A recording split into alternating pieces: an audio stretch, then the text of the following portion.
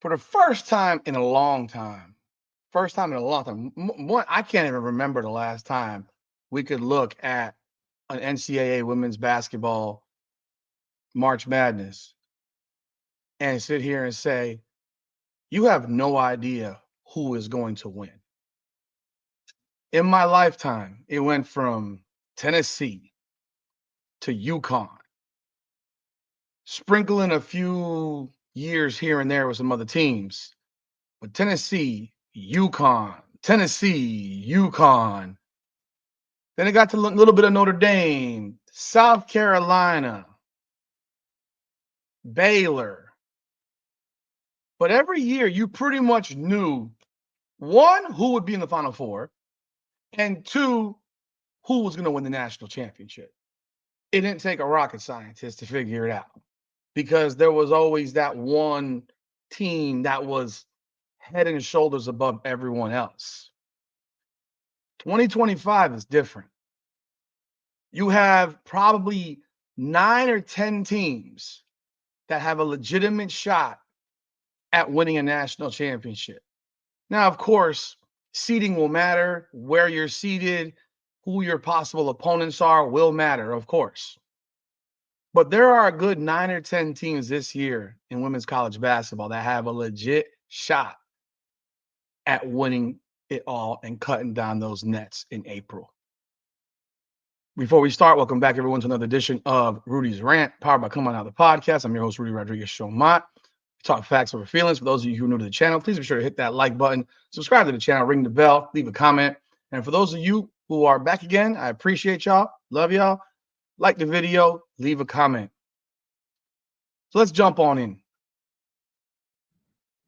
If you ask me today who I think are the teams that have a legitimate chance to cut down those nets come April in Tampa, there are 9 teams specifically.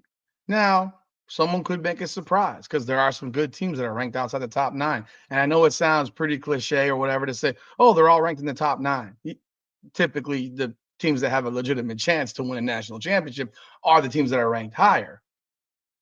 But with the way the rankings sit right now, I think those top 9, and I'll mention them: Texas, USC, UConn, UCLA, South Carolina, Notre Dame, NC State, TCU, and LSU, I would sit here and tell you today have a legit chance to win the national championship. I could throw them all in the bag, and based on matchups, I could pull any one of them out of there and say I would feel comfortable saying this team can win it all. Now, there are a few teams that are outside that top 9 that, could be a threat. I mean, you could look at Ohio State, North Carolina, a Duke, Oklahoma. They all have a shot to make the Final Four. Do I think any of them will win the national championship? Probably not. But those first 9, and I'm going to break down those first 9 that I mentioned. We can certainly chop it up in the chat, and you can let me know your thoughts on what you think. So let's jump right on into it. Let's start with Texas. Let's look at Texas's schedule. So when I mention someone beat a ranked opponent, it's not based on what they're ranked now. It's based on what they were ranked when they played them. So Texas has wins over ranked opponents in West Virginia, Oklahoma, Alabama, Maryland, Tennessee, Vanderbilt, South Carolina, Kentucky, LSU. They've beaten everybody. Now, they do have 2 losses. They're 29-2. They're ranked number 1 in the country. Yet they're the number 2 seed in the SEC tournament because you had a coin flip to determine that South Carolina would be the number 1 seed, and the 2 teams split in the regular season. Texas did get beaten by Notre Dame and by South Carolina. This team is led by Madison Booker, who is a sophomore. She is a baller, 6'1" sophomore. They have a strong squad. They have a balanced team. There's no one that's really head and shoulders over everyone else. So you have Booker, you have a Taylor Jones who averages 12 points a game, and the rest of the team, 9.6, 9.3, 7.9. You have a lot of players that play roles on this team. And this team is as strong as it gets. They did beat South Carolina. They are a legitimate team. And they are, and it's, as funny as it may sound, they are almost a dark horse, even ranked number 1, because if you ask most people would probably jump on SC, South Carolina, even UConn. But I think Texas has a legitimate shot at a national championship. And obviously, as Madison Booker plays, will be very, very critical to their success. She can't lay an egg out there and expect to win. So her being a leader for this team is absolutely going to be very, very critical for Texas's success. So that's one squad right there. Let's talk about UConn. UConn's up next. Obviously, UConn, the Hall of Fame coach Gino Auriemma, who I'm not a big fan of. I mean, that guy, it could be your last day on the job and he would be screaming at you. It just seems like he's that type of dude. Paige Beckers has her senior day and she's getting reamed out and they won by 35 or 40 points. Take a breath, my guy. But you have a team that's led by Paige Becker, Sarah Strong. I think Sarah Strong is the best player on that UConn squad. That is a team that has tons of talent. I think probably wasn't coached the way it should be because you should be developing those players that are younger as well because they're all, I mean, their whole team is a roster full of McDonald's All-Americans. But Sarah Strong has been balling. Paige Beckers is probably the most efficient player in the country. And if Azzy Fudd is a major part of this team. If Azzy Fudd is hitting the three, if Azzy Fudd is engaged and involved, UConn can win the whole darn thing. They can win the whole thing. They proved what they can do when they when they beat the brakes off of South Carolina a few weeks back. I mean, they beat the absolute shit out of South Carolina. And I don't think anybody expected that type of beatdown. Heck, I don't think anyone expected them to beat South Carolina, let alone beat the hell out of them like that. UConn's 28-3. They do have ranked wins. Let me see here. Over North Carolina, Ole Miss, Louisville. Um, let's see, South Carolina, Creighton. They do have losses to Tennessee by 4. They do have a loss to versus USC by 2, and they lost at Notre Dame by 11. But this team can compete with anybody. They have the talent to do it. It's a matter of putting it all together. I wish that UConn would have utilized their depth more this year and really brought that in because I think there could be issues if they get into foul trouble. Do they trust their players off the bench? We shall see. But they can win this whole thing, man. They sure can. They have the talent to do it. They are probably the most from top to bottom. They are probably the most talented roster in the country, based on high schools. I mean, I'm not going off obviously based on college because half these girls aren't playing a lot, but based on where they were ranked coming out of high school, I mean, this team is as talented as it gets. When you have 10 or 11 McDonald's All-Americans, I mean, you got talent. Now we hit on USC, the Southern Cal Trojans. Obviously, Southern USC has had 2 huge wins over the last 6 games with beating UCLA at UCLA and winning at SC. Those 2 wins were absolutely massive. I think they were a massive tone setter and statement for USC. It showed that they can play with anyone.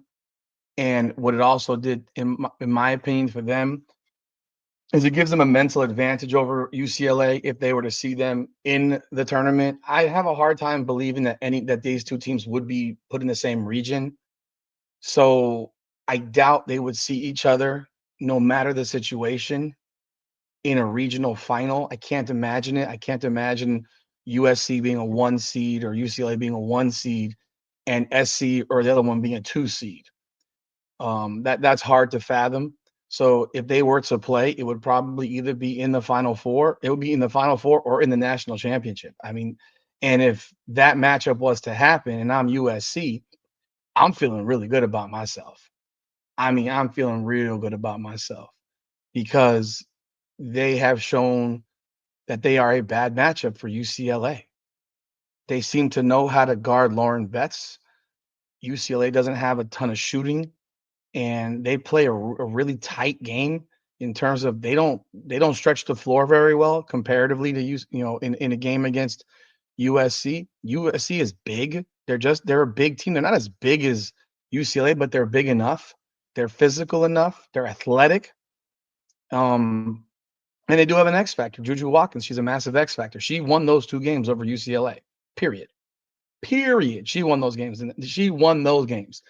Kiki Iriafen averages 18 a game. Juju averages over 24 a game. Kennedy Smith, freshman guard, is averaging 10 points a game. This is a very, very good squad. They're ranked right now. They're ranked second in the country, and I think it's what happened. If UCLA finds a way to get it done in the Big Ten tournament against USC, if they're to play each other, it will go a long way for UCLA in confidence wise. But if USC was to play them again and beat them a third time, USC is a team to truly watch, and I would be shocked if USC didn't make the Final Four at a bare minimum. Like if there was one team that I would be really stunned that they didn't make the Final Four, it would be USC. Unless they just have one of those days where no one can hit the bras out of a barn, which can happen because you have one opportunity, it can happen. So, if Juju Watkins plays the way she played in those two UCLA games, I don't know if there's anyone that can beat this team. Play the way she played in some of those other Big Ten's games, then it leaves the door open for people to take them out. But they are definitely a team that can win the national championship. Looking at South Carolina next, the defending national champions obviously have the resume, they have the pedigree, they have the background, they have the experience. A number of these players were on the team last year that did win the national championship, but this is a different team. This is a different team. It's still a great team. They're 27-3. They have losses to UCLA, a loss to Texas, and a loss to U. The UConn loss was glaring and eye-opening. It really, really was. More than any loss they had, that loss to UConn was a wow moment because I would never have envisioned watching South Carolina get beat by 30. Well, 29, but getting absolutely run off their own floor like they did against UConn. But they do have wins. They did rebound. They beat Kentucky by 12. They have a win over Tennessee by 7. They beat LSU. They crushed Oklahoma. They beat up on Bama. They beat Texas early on by 17. They ran TCU off the floor by 33. They beat Duke by 11. They beat Iowa State by 40. They beat NC State by 14. So obviously they have a lot of wins over top level squads, no question about it. What they don't have this year is the same front line. And I mean, we can call it what it is, but Camila Cardoso made an absolute difference for that team last year. 6'7". She was a load to deal with. Overall, it's a very, very even team. So there's no one who is like head and shoulders above. I mean, Malaysia Fulwali largely is considered their most talented player, but she only plays 19 minutes a game. Will that change in the tournament? Will Dawn Staley kind of release the hooks and let her go because she averages 12 points a game in 19 minutes? Joyce Edwards has been a heck of a player. She's a 6'3" freshman. She's their leading scorer at 13 points per game. She was 56% from the field. Tahina Paopao, she's averaging 10 points a game. But at the end of the day, Chloe Kitts is averaging 9.4 points per game. Tessa Johnson, 8.4. This is a team that realistically has a very even squad. So they wouldn't be, for lack of better words, destroyed if one player didn't play well on a particular day because that's kind of how their team rolls. They still have issues with shooting, man. I mean, they are not a great shooting team from the perimeter. Fulwiley shoots 25% from 3. Raven Johnson, who's going to get a ton of minutes, only shoots 28% from 3. So how do you defend them? I mean, you obviously have to make sure that Tessa Johnson can't get off. You can't let Tahina Paopao get off. But if you can keep those two in check from the perimeter, they become a lot more one-dimensional. So, they are a strong defensive team naturally. Pedigree is the pedigree. They have the ability to win again. They absolutely do. Do I think they will? Probably not. But again, this is about teams that have a chance to win it all. And that's what makes this tournament this year so special is that any given day, like they make that statement, the statement about any given Sunday in football, it really applies here with this women's tournament because if, like I said, you throw 9 teams in a hat, and I'll tell you right now that any one of these teams could win it all. So looking at the next team, Notre Dame. Notre Dame is a starter heavy team. I mean, that's just my opinion. I mean, people can disagree with me. I think they're a starter heavy team. They don't have much that comes off the bench. So if you can get someone here in foul trouble, you can create a mismatch. I mean, if you look at their top four players, they all play 30 plus minutes. You know, Liatu King plays 31 minutes. Sonia Citron plays 33.7. Olivia Miles plays 34. And then obviously Hannah Hidalgo plays 35.3. Those three top scorers, you know, with Hidalgo, Miles, and Citron, they combine for 55 points per game. You add in Liatu King, who averages almost 12 points a game. You're talking about 67 points comes from those four starters.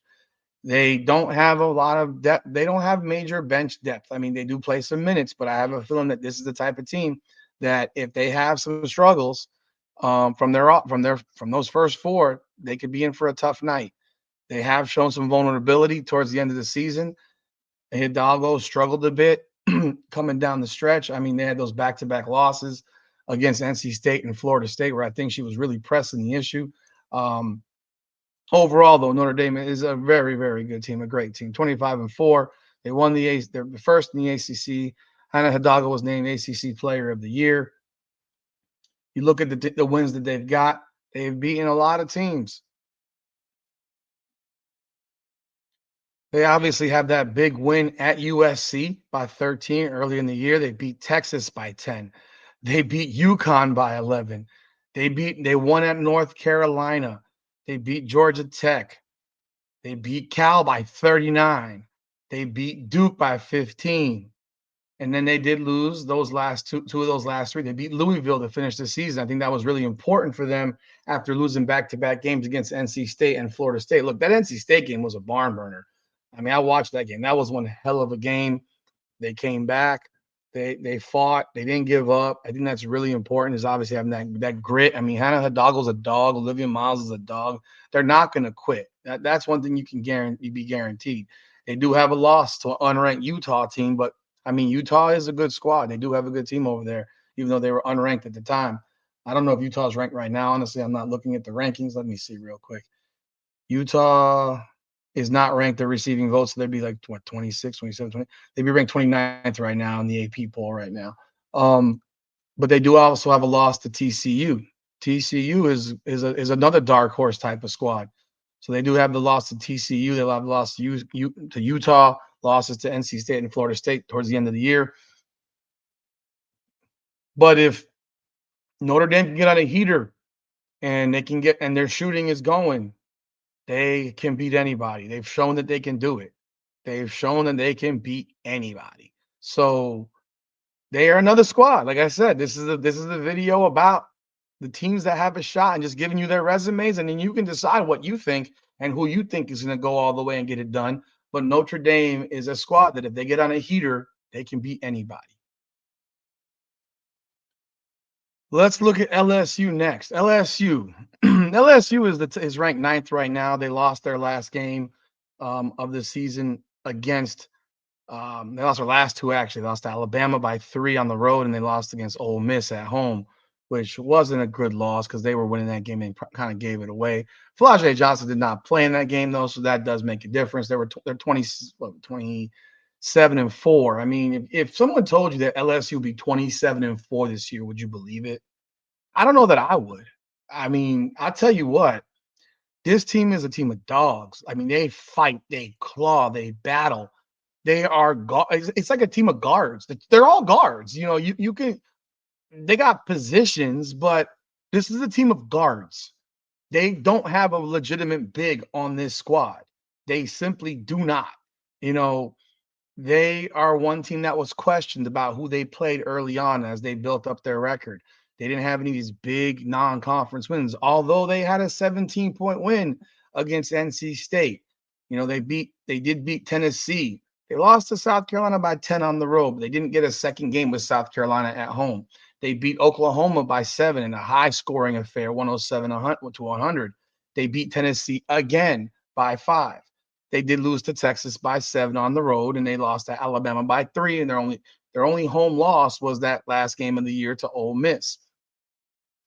They do have a win over Kentucky on the road. So they do have the ability to win road games, neutral court games, all that good stuff. I'm a big fan of LSU. I love the way they play. Um, if you look at them from a percentage chance, they have a unless they win the SEC tournament, they're probably going to end up as a 3 seed. Because right now, they're ranked ninth. I think they end up as a 3 seed. Now, if they go and win the SEC tournament, they could turn themselves into a 2 or even potentially a 1, depending on who they beat to get there. Because they are the 3 right now in the SEC tournament. Um, when you look at their roster, they got Flau'jae Johnson, they got Anisha Morrow, Michaela Williams. They go by that three-headed monster. I mean, Flau'jae averages almost 19. Morrow's at 18.2. Michaela Williams is at 17.5. Morrow is averaging 14 boards. She's 6'1". She's averaging 18 and 14, and she's 6'1". The one thing you can say about this LSU squad is they are really, really efficient in terms of putting the ball in the hole. Those top 3 players shoot 46.5, 48.5, and 46.6% from the field. Michaela Williams is averaging was almost 39% from 3. Flau'jae's at 37% from 3. So you have players that can put that ball in the hoop. Um, they don't have a ton of depth, so that could hurt them. And again, they're not big. They're not a big team. So when you look at that squad, you're literally walking out there with 5 guards. They're walking out there with 5 guards, and they're going to run you, and they're going to play. I mean, average 85 points per game. They're going to run you, and they're gonna make you play. There's not gonna be there won't be any time off in that game. There won't be time off when you play LSU. I'm a big fan of this LSU team. I love their grit. I love their grind. I love their grime. They don't take shit from anybody. They don't take it from anybody. They're gonna come ball and they're gonna give you everything they got. And I can appreciate that about this squad. They are a squad that can win it all. If they play their game, they can win it all. They can do some work, but they've been to me one of those teams that people have kind of ignored. Um, they've kind of been ignored this year. So I think that's helped them, and people have kind of maybe passed them over. But LSU can ball, man. And they have a squad that can win the whole damn thing. I mean, that's just the truth.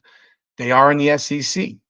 You do have Texas and South Carolina, both in the SEC. It's highly unlikely that they end up in a region with Texas or South Carolina unless they are a 3. Then that's a possibility. That's just my opinion. So I could be wrong, but that's my opinion. I don't think you want to have a conference game in the regional final. You really don't want to have that. So I'm looking at it from a perspective of there's one matchup that I think is just a horrendous matchup for LSU, and that's USC. I think LSU USC would be a great game, and I think that'd be a fight, but it's a bad matchup for SC for not for SC for LSU because of the size difference is just so much, and they're similar in physicality and pushing the pace. The reality is when you got good big and good little and they play the same type of ball, good big's usually going to win that game. It's just the way it is. So that's the one matchup that I think would potentially cause them problems. I think they match up well with pretty much everybody else. I mean, they only lost by 7 to Texas. They lost by 10 at South Carolina. I watched that South Carolina game. That was an ugly game. I mean, real shit. Both ways. An ugly, ugly game. It wasn't pretty to watch from either side. And South Carolina just made a few more plays down the stretch in that game to pull it out. But LSU is another team to watch, man. Now we look at UCLA. UCLA is a team that, man, if you had asked me this question, and hell, I answered this question actually earlier on this year. I said UCLA was going to win the national championship. Like UCLA to me, when I talk about, there's no team that's head and shoulders above everybody. At one point, I thought UCLA was head and shoulders above everybody, and I thought that it would take nothing short of a miracle to beat UCLA. I mean, it wouldn't have shocked me if they'd been undefeated. So when you look at this UCLA team, Lauren Betts is Lauren Betts. Sick girl is 6'7". She has nice touch around the rim. She's a good player. I mean, really good player. They have that huge win over South Carolina early on, which kind of set the tone for them. They beat Michigan up. They don't have a lot of ranked games on their schedule because of however it worked out. They did smoke Maryland on the road. They beat Ohio State. They beat Michigan State. They beat Illinois. But they do have those two losses to USC, that crosstown rival, and that kind of put a chink in their armor, and things got exposed in those games. Things were absolutely exposed. UCLA is huge. They're huge. They're a big ass team, except for one position, point guard. London Jones is almost unplayable if they play USC. She's going to get absolutely torched. And if you try to put her on Juju Watkins, she's going to get smoked. She's just too little. Like, there's nothing you can do. That's one of those things where it's like you're putting her on. When she was guarding Juju Watkins, it's like being guarded by your little sister type of thing. It just, you can't put a 5'4" player on a 6'2". I mean, girl, you can't do it. But they do have wins over, like I said, Louisville, South Carolina, Michigan, Baylor, Maryland, Ohio State, Michigan State, Illinois. But they do have those. Their only two losses, Juju Watkins and SC. UCLA does not shoot the ball great from the perimeter. They're not a big-time shooting team, and that's where they can be had. If they can't dominate you in the paint, and that's the thing, you can't dominate SC in the paint because they're big as hell. Like, they're big too. Vets might be better, but they're big, and they're going to fight her. And if you're running screen roll with her and your point guard is not that good of a shooter, Kiki Rice is an okay shooter, not that great of a shooter, and you're playing a really congested style of ball, it's not a good matchup for UCLA. Now, if they avoid USC, then I would sit here and tell you UCLA is going to win the national championship. But if they see USC, I don't know what happens. I mean, maybe they get one of those shooting nights where they finally start hitting some shots. But, Lauren Betts averages 19.7. Kiki Rice averages 13. And then the rest of them are under 10 points per game. Gabriela Jaquez. If they're to beat USC, she has to play well. London Jones obviously has to play well. Janiyah Barker got to play well. Angela Dugalich has to play well. Like, these players these lesser players have to play well for them to beat USC. It's just that simple. They've already shown that they can smash South Carolina, which they did, and they beat everybody else. Most teams just can't deal with that size. I mean, 6'7" and skilled is 6'7" and skilled. And Lauren Betts, if she declared for the draft, to me, would be the number one pick in the draft. And I think it still remains to be seen. I don't care what she says. I don't care that she announced, I'm coming back. Let me know that after the tournament's over with, because people change their minds all the time. And if you win a national championship, you're more likely to turn pro than you are to come back when you're going to be the number one pick in the draft. It's just that simple. I mean, I think she'd be the number one pick in the draft next year too, potentially, because there's other players that are not even eligible to turn pro yet. But although with the collective bargaining agreement for the WNBA, who the hell knows? But UCLA, up until those USC games, I would have told you I think they're going to win the national championship. Now I'm not so sure. I need to see how the brackets work out. I think they're obviously a very tough out for anybody, including SC. I mean, SC can't play poorly and beat them.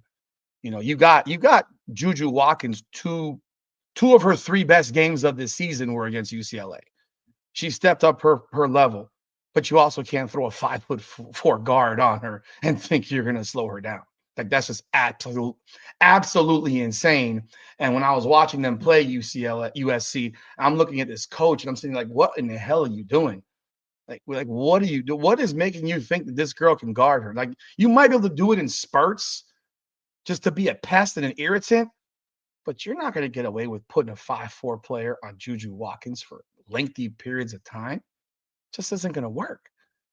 And I think Lauren Betts against SC thinks too much. I watched that game and she wasn't just like, you catch the ball, go. You can't be thinking about it, looking around for passes. That's not going to work. You don't have shooters to look around for. What are you looking around for passes for? Go dominate the paint. That's your job. So they obviously have a great chance to win the national championship. But I think obviously with one situation coming up, they're probably they might see USC in the Big Ten tournament. Again, we don't know what's gonna happen. Could there be an upset for anybody? Yeah, there's always a possibility. We shall see. If UCLA can get a W over USC in the Big Ten tournament, I think that changes some confidence for them playing them. But we'll see. Let's see what happens. But UCLA is definitely a team that can win it all. The next team we'll chat about here is NC State. NC State, you must have forgot, but NC State was in the Final Four last year. They lost to South Carolina in the Final Four, but they were in the Final Four last year. So this is the team that has the experience of getting there. And this year they're ranked 8th right now, or 7th. I'm sorry, 7th. They're ranked 7th right now in one point, 8th in the other. They are 25-4. They had a huge win over Notre Dame late in the 24-5. I'm sorry, 24-5. They had a huge win late in the season over Notre Dame. I watched that game. Very, very impressive. I mean, the one thing that impressed me so much about that game was that the way it went to overtime with Sonia Citron hitting a three right, to send it to OT when it's like the only thing they can do is hit a three, and she hits that tough contested three. And it didn't get NC State to put their heads down. They kept going. They're on their home floor. They kept going. A lot of times that might get the team that's the underdog to put their head down. Notre Dame was ranked number 1 in the country at the time and was rolling. And Zoe Brooks she crushed it. She had 33 points in that game. They have wins over Georgia Tech, Florida State. They blew Florida State out by 23. Went over Duke. Let's see who else. Ole Miss they beat. They do have a loss to South Carolina. They did lose to TCU by 3. They lost to LSU by 17. Lost to Cal by 7. And they do have a loss to North Carolina by 1. But this is a team that finished 16-2 in the ACC. They are a team that can get the job done. They have talent. That game what really also impressed me about that game is that there was a point where it was like no one could stop anybody in that Notre Dame NC State game. They were just going bucket for bucket and down the stretch, and it was like no one could make a stop.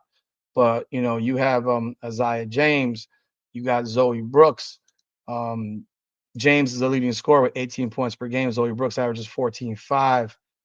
Sanaya Rivers averages 11.8. Madison Hayes averages 11.2. So they have people that can put the ball in the hole. They're an okay perimeter shooting team, not a great one. Their best three-point shooter is Madison Hayes. But I do think that this team can potentially do it again. They can get back to the Final Four. They have a shot. I mean, you don't beat Notre Dame and not have a shot to do something. They have some good wins. Obviously, there's some losses there too. It is what it is. But NC State has a shot. They've been there. They were there last year.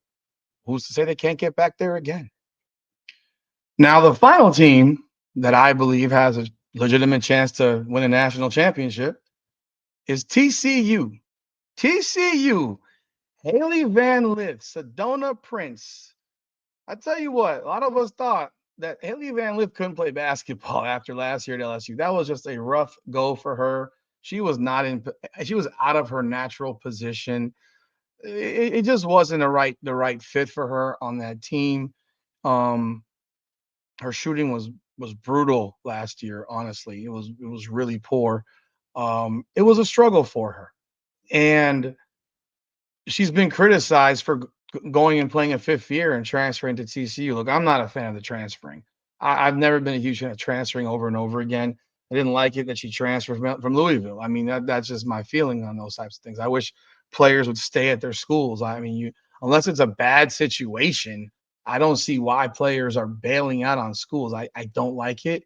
Her situation at Louisville was not a bad situation. She was their best player. So it was a little bit odd. This year, though, this team at TCU, I mean, Sedona Prince, a monster in the middle, 6'7", averages 17.6 points, 9.5 rebounds, shoots 59% from the field. Haley Van Lith this year, 17.6 points, 5.5 assists, 4.5 boards. She's shooting 45.4% from the field. If you actually want to look a little bit deeper into Haley Van Lith, last year, last year she shot a putrid 37.8%. She was awful. Like for real, man. Her numbers just went in the toilet last year when she went to LSU. But this year she's revitalized her career. Is she a pro? A WNBA pro, I mean. I don't know. She's undersized. She's only 5'9". Um, I don't think she's a good enough perimeter shooter, but who knows? Who knows? There she has that possibility in the right situation, like it is for a lot of players in sports. Madison Connor averages 14.8 points per game, shoots 45% from three. This is a team that has some big time wins, big wins. You know, they're first in the Big 12 this year. They have a win over NC State. They have a win over Notre Dame. They have a win over Utah when Utah was ranked. They have 2 wins over Baylor. So they have a big win over West Virginia. So they have a number of ranked wins. They did get the shit kicked out of them by South Carolina. That can't be ignored. They did lose the game to Kansas State, and they lost the game by 1 to Oklahoma State. But these are teams. I mean, if you look at Kansas State, they're 26-6. Oklahoma State's 24-5. So they have their losses are to really good squads. Um, Obviously that South Carolina game was a bad night for them. You can't take anything away from it. It was a bad night, but this team has a shot. They have a shot. They have these wins. I mean, they beat Notre Dame, man. They have a good shot. They would be probably a dark horse. They're probably a 2 or a 3 seed, depending on what happens in their tournament. If they win the Big Ten, the big whatever, what the hell, Big 12, they win the Big 12 tournament. They are going to be a 2 seed for sure. Um, I think they have a shot. I mean, it's crazy if you look at that box score for that game. I mean, they lost it. There was 20-14 in the first quarter, and then they got outscored 44-18 in the second and third. So yeah, they got the tar kicked out of them in that game. Seriously. Um, Probably the worst game they played all season. And you can only see if that, obviously that was a lot, a while ago, but they have a shot, man. They are a team to watch. And that's the way I look at this. I mean, you have a fun tournament, man. This is going to be a fun tournament to watch. You're not walking in here saying that anyone's head and shoulders above anybody else. And as we get closer, when we get to the point of the brackets coming out, I will drop my Final Four prediction. It will probably be wrong, as most people's Final Four predictions are wrong. And I'll give my, national championship game, and I'll give my national champion. But I got to take a look at the brackets first. However, going in, this is going to be a fun dance, and you're going to see some fun stuff. I have a feeling about it. This is different. This is really different for women's ball, because usually you've had these teams, a team or two that are just head and shoulders better than everybody else, and then everyone else is just there. But let me know your thoughts. Who do you think has a shot?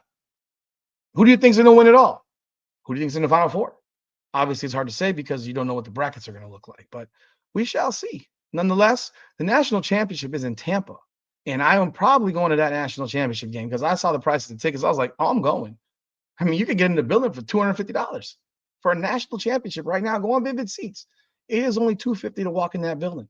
Lower levels like $450, $500. I mean, when you consider the fact that there's a UFC event down here in Miami next month, and the tickets to walk in the building right now are close to $1,000. And that's just one. That's a fight card. I think that a Final Four national championship game, it's pretty good. That's a pretty good value for your dollar. So let me know your thoughts. Like, subscribe, follow, hit the bell, leave a comment. Appreciate y'all. This is Rudy's Rant. Come on now.